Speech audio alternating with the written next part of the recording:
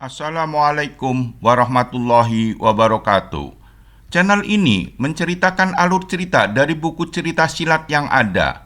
Karena hanya alur cerita, maka disarankan untuk membaca bukunya secara utuh. Untuk menambah semangat, saya mengharapkan dukungan pada channel ini dengan cara subscribe, like, comment, and share kepada teman-teman. Kali ini saya menceritakan alur cerita Cinta Bernoda Darah, lanjutan dari cerita Suling Emas, karangan Asmaraman Kopingho. Jilid 7. Seorang laki-laki melompat turun dari kudanya. Dengan gerakan cepat, ia mendekati Xian Eng. Sinar kuning berkelebat dan sebentar saja tanah di sekeliling Xian Eng terbongkar. Begitu melompat dan berdiri, baru dia melihat keadaan dirinya. Cepat-cepat dia bersimpuh dan kedua lengannya menutupi dadanya. Cepat laki-laki itu membuka jubahnya, melempar ke arah Xian Eng. Kini laki-laki itu tanpa menoleh membongkar dan menggali tanah untuk membebaskan dua orang gadis itu. Ternyata kedua orang gadis itu pun telanjang bulat. Benar-benar setan, dia menyumpah dan dengan gemas dia merenggut kain bendera besar tanda tengkorak hitam, merobeknya menjadi dua dan menyerahkannya kepada dua orang gadis itu yang merasa berterima kasih sekali dan terus saja memakai robekan kain hitam itu. Akan tetapi pada saat itu terdengar jerit dari kedua orang gadis itu roboh terguling. Kain hitam itu menyelubungi tubuh mereka terbuka dan kulit tubuh yang putih bersih itu sekarang berubah menghitam. Mata mereka mendelik dan bibirnya kering membiru. Laki-laki itu menuding kain itu mengandung racun yang jahat. Mereka sudah mati, mari kita pergi. Xian Eng tahu-tahu tangannya telah dipegang dan ditarik. Sentakan ini demikian kuat sehingga tak tertahankan olehnya dan tubuhnya melayang ke atas punggung kuda. Pada detik berikutnya, kuda itu telah lari cepat sekali dan laki-laki itu duduk di belakang Xian Eng. Tidak karuan rasa hati Xian Eng ketika ia diculik tengkorak hidup dan dibawa ke utara. Xian Eng mengalami perjalanan yang amat aneh. Sekarang dalam perjalanan kembalinya menuju ke selatan bersama laki-laki, Xian Eng mengalami perjalanan yang aneh pula. Bagaimana takkan ngeri dan seram kalau melihat orang ini diam saja, tak pernah memandangnya, tak pernah bicara, pendeknya tidak pernah apa-apa seperti patung hidup. Malam itu laki-laki itu terpaksa menghentikan kudanya. Malam amat gelap sehingga tak mungkin melanjutkan perjalanan. Mereka berhenti di sebuah lereng bukit di pinggir jalan. Kuda itu tidak diikat, dibiarkan terlepas begitu saja. Laki-laki itu mengumpulkan ranting dan daun-daun kering membuat api unggun di bawah pohon besar. Xian Eng menanyakan, "Apa kamu Suling Emas? Jika iya, mengapa kamu membunuh kedua orang tuaku?" Suling Emas mengangguk-angguk, tetap memandang api. Matanya bersinar-sinar, wajahnya berseri. Nampak dia gembira sekali mendengar itu. Itukah sebabnya mengapa kalian bertiga mencari Suling Emas? Pantas saja kalian mengujankan senjata rahasia kepadaku di hutan itu. Aku tidak membunuh orang tua kalian. Tapi sebelum meninggal, ibu bilang tentang pembunuh itu menyebut-nyebut tentang suling. Jangan bodoh, duduklah dan ceritakanlah yang jelas. Kalau aku membunuh orang, siapapun dia, aku tak akan menyangkal. Xian Eng menceritakan kejadian yang menimpa kedua orang tuanya sampai pada pembagian harta pusaka yang harus melibatkan kakaknya, di samping harus menyerahkan gelang kepunyaan kakaknya Kambusong. Xian Eng juga menceritakan perjalanannya sampai ditolong Suling Emas. Selama Xian Eng bercerita, Suling Emas duduk menghadap api tanpa bergerak. Tak pernah menoleh kepadanya, tak pernah pula memotong ceritanya, sehingga kadang-kadang Xian Eng merasa ragu-ragu ceritanya didengar orang itu. Ia merasa seperti bercerita kepada sebuah patung. Aku tidak tahu bagaimana nasib Shinko. Ia mengakhiri ceritanya dengan suara penuh kegelisahan. Tak usah gelisah, dia selamat. Xian Eng kembali mengucapkan terima kasih karena Suling Emas telah menolong Bu Xin. Namun Suling Emas menganggap bahwa mereka bertiga orang yang tidak tahu diri karena dengan kepandaian seadanya berani melakukan perjalanan mencari pembunuh orang tuanya. Beruntung adikmu dibawa kakek roda emas. Bagaimana kalau yang membawa adikmu itu 6 setan, apakah tidak celaka? Sian Eng berpikir seandainya ada lilin tentu kau akan merasa tahu diri. Lilin wataknya tidak mau kalah, aneh, dan adiknya pandai sekali bicara, pandai berdebat, dan andai kata di situ ada lilin, agaknya keadaan akan berubah. Suling Emas ini tentu akan menjadi gelagapan dan gugup menghadapi serangan bicara lilin. Suling Emas kembali memandang api unggun dan berkata, "Siapa yang membunuh ayah bundamu? Aku tidak tahu. Yang jelas bukanlah aku. Akan tetapi karena kau dan saudara-saudaramu menuduhku, aku akan berusaha mendapatkan siapa pembunuh itu. Tentang pelajar bernama Busong itu, setauku dia sudah mampus." Sian Eng kaget sekali dan menangis terisak-isak. Suling Emas menggeleng-gelengkan kepala. Tidak ada yang dapat diceritakan tentang diri pemuda tolol itu.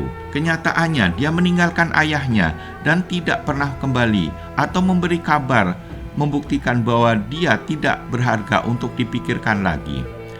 Sudahlah, kakakmu Busin selamat dan tentu berada di dekat kota raja. Besok kita pergi ke sana dan aku akan mengantarmu sampai kota raja. Kemudian kalau aku sudah bertemu dengan kakek roda emas, akan ku pesan agar dia mengembalikan adikmu yang bernama Lilin itu. Kemudian kalian bertiga kembali pulang ke Tingchun. Sekarang kau tidurlah. Setelah berkata demikian, Suling Emas duduk menjauhi Sian Eng, kembali merenung dekat api unggun. Pada keesokan harinya, pagi-pagi sekali Sian Eng sudah terbangun dan alangkah herannya ketika dia melihat pakaian terletak di dekatnya. Dan setelah sarapan rusa bakar, berangkatlah mereka dengan berkuda. Sian Eng merasa aneh karena kudanya berlari cepat seperti terbang. Makin lama Sian Eng makin percaya kepada orang aneh ini. Di dekat Suling Emas, dia merasa aman, tentram, kecurigaannya lenyap sama sekali. Dan dia memandang orang ini sebagai seorang pendekar besar yang amat mengagumkan. Ketika memasuki pintu kota raja, Suling Emas menghentikan kudanya di dalam pekarangan lebar sebuah kelenteng, mengajak Sian Eng turun, dan Sian Eng diterima dan diperlakukan sebagai tamu terhormat di kelenteng, dan Suling Emas pergi mencari Busin. Sian Eng bengong dan bertanya siapa sebenarnya Suling Emas itu, dan semua tidak dapat menjawab. Yang mereka ketahui, Suling Emas pendekar besar yang aneh. Kalau sedang menolong orang, dia bijaksana seperti dewa. Kalau menghadapi lawan, dia ganas seperti iblis. Di bagian depan telah kita ketahui bahwa Lilin yang ditemani Li Bok Liong dengan penuh harapan melakukan perjalanan kota raja. Malam terlalu indah, bulan terlalu terang. Lewat tengah malam, Lilin dan Bok Liong menunda perjalanan mereka karena merasa lelah dan mengantuk. Mereka lalu menuju ke kuil itu untuk dapat mengasuh di tempat yang terlindung. Mereka tidak tahu bahwa belasan mata sedang mengintai dari tempat gelap. Tiba-tiba sinar menyambar ke arah Lilin yang sudah pulas. Tanpa berpikir panjang lagi, Bok Liong membuang dirinya ke depan Lilin sambil mengebutkan kedua lengannya. Cepat sekali gerakannya dan berhasil menyelamatkan Lilin. Akan tapi dua batang jarum tak berhasil dikebut runtuh dan langsung menancap pada pangkal lengan dirinya kiri. "Tuako, ada apa?" Lilin meloncat bangun dan secepat kilat dia meloncat lagi mendahului Bok Liong. "Jangan gerak, cabut jarum gosok ini." Tiba-tiba terdengar suara dari jauh, hanya gemanya saja yang terdengar. Akan tetapi tiba-tiba ada bungkusan kecil melayang jatuh dekat Bok Liong. "Penjahat berhati binatang, berwatak pengecut, kalau memang ada kepandaian, keluarlah dan mari kita bertarung secara gagah." Terdengar suara ketawa mengejek. "Sudah lama kami berada di sini. Buka matamu baik-baik, pemuda sombong."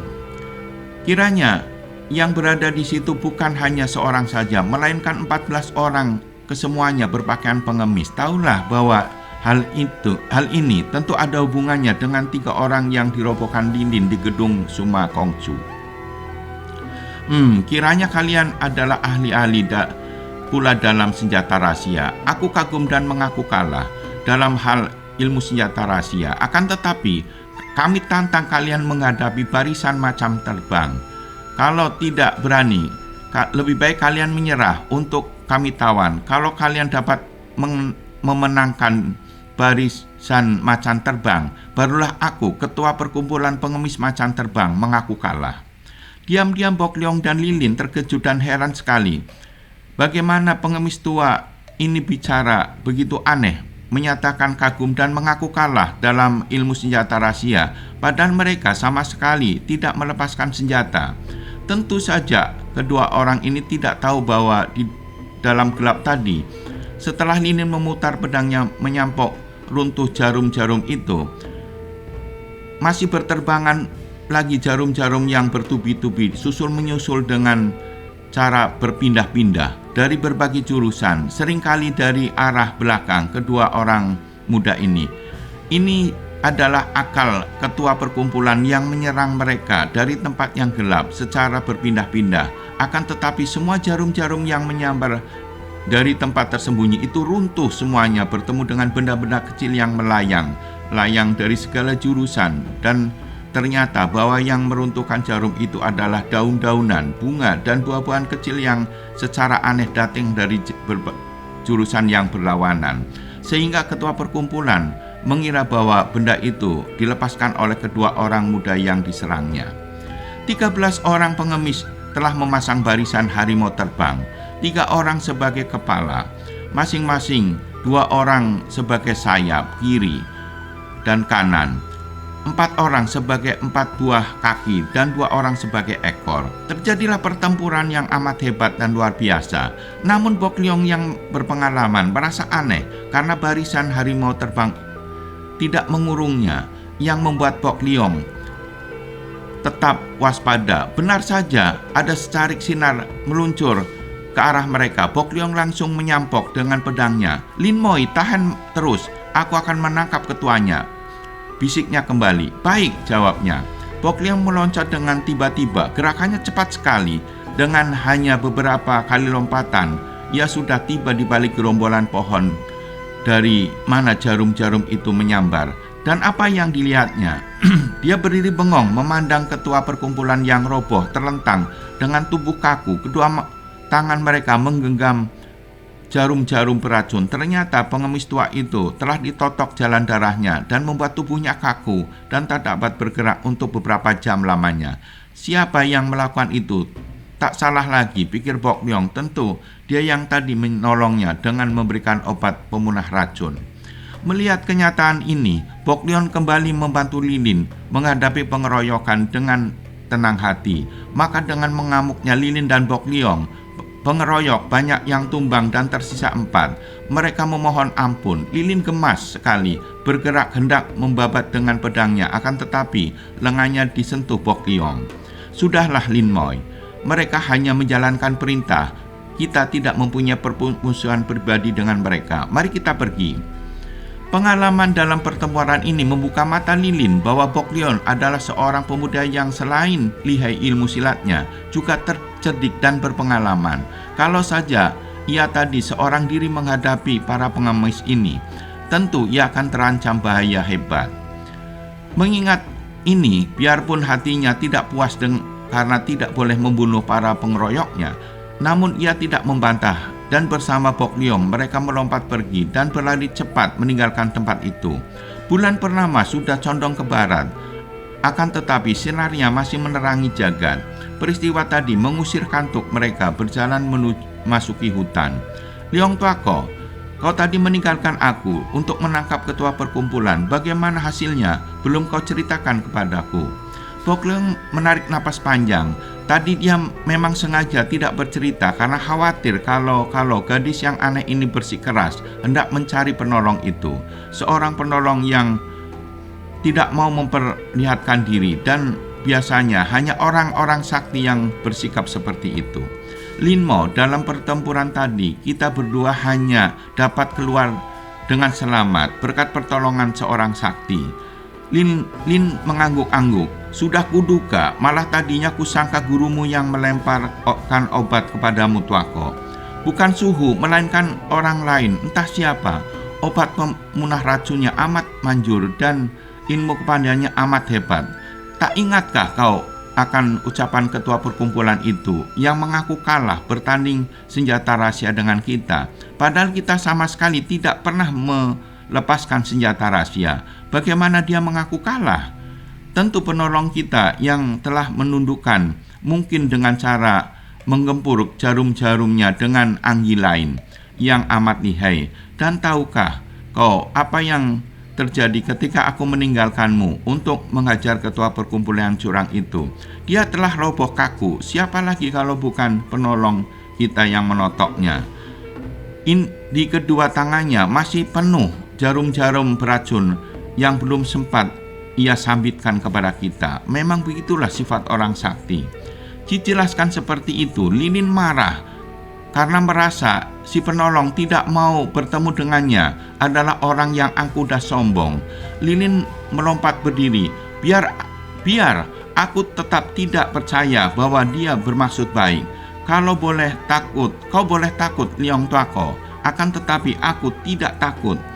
Kalau dia betul orang baik, kenapa main rahasia-rahasiaan? Siapa sudi main kucing-kucingan dengan orang yang tidak dikenal? Orang begitu hanya menonjolkan keangkuhan dan kesombongannya, merasa lebih tinggi dari orang lain. Bersambung ke jilid 8.